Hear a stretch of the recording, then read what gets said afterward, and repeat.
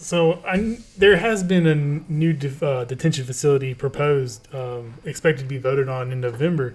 Can you explain what that means for people who don't really understand it? Yes.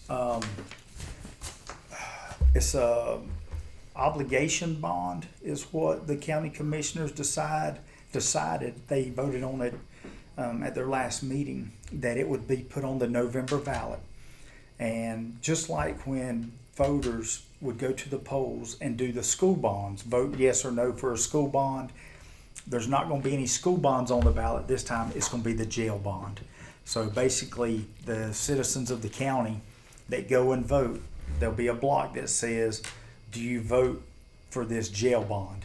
And what that means is they're agreeing, if they vote yes, they're agreeing that we're going to build a new jail, and it's going to be 600 bed core jail, but they're going to build 500 beds at first. And over the life of the bond, I don't know if it's 30 years. I don't know exactly how many years it's going to be, but the citizens of Union County will pay that bond back. And I do not know the total what it'll be, but it's in the millions. Yeah, I mean, we had bonds for schools as well as we had a bond for our sheriff's administration building, but this is completely different. This has been something I know the sheriff's office has been after for a new facility for at least 20 years. Yes. So this is, for it to be on a bond is a very big deal. It is, because, yes, the commissioners could go ahead and say, we're going to build it. They could raise the taxes, and we could go ahead and get started and build it.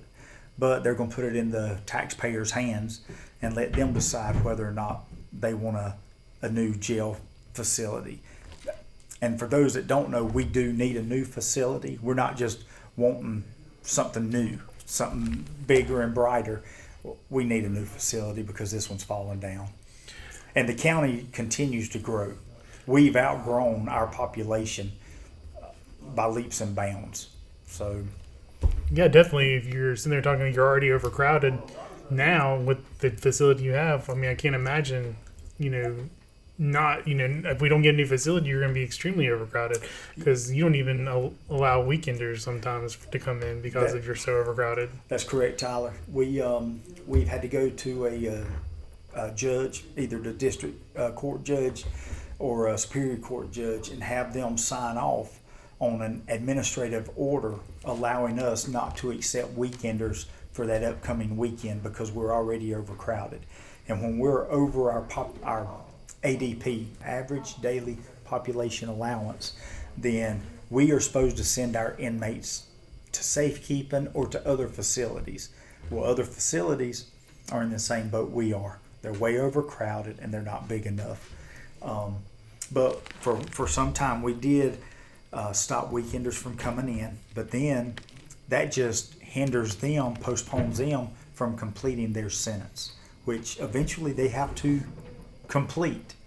Well, then it's also bring up a lot of issues when people complain about bonds being so low. Well, the reason why bonds are so low is because we can't put them in the jail because we don't have the space for them, so therefore their bond is low. Yes, that's correct. People that get locked up for trespassing, and we're not saying we're not going to lock people up because we continue to lock people up for the wrong that they do. But if we get someone in there that they come there, it's a revolving door. They come in and out all the time, and usually for trespassing, lying in the street or roadway, just some petty crime like that. When they could be charged on a citation written on the side of the road, give them the copy of the ticket, and then they still have a court date and they have a criminal charge. That can be done instead of always locking them up and bringing them to jail. But if that happens, then we usually go to the DA's office and say, hey, here's some of our minor misdemeanor offenses. They've been here this amount of time for X number of days. What can we do? How many more days if they plead guilty or they time served? We can let them out like that. Or can we reduce their bond, whether get them a written promise or an unsecured bond? And that helps thin out our population as well. So what do you want residents to understand as they consider this vote? An obligation bond for a jail is not a popular concept. I think only one in the whole state has ever passed, because people don't want to pay for a jail. Schools are important, okay, because they got our babies in there and all that. Jails are important because we keep the riffraff, the bad dudes, off the street. But your average public, I don't think, comprehends that.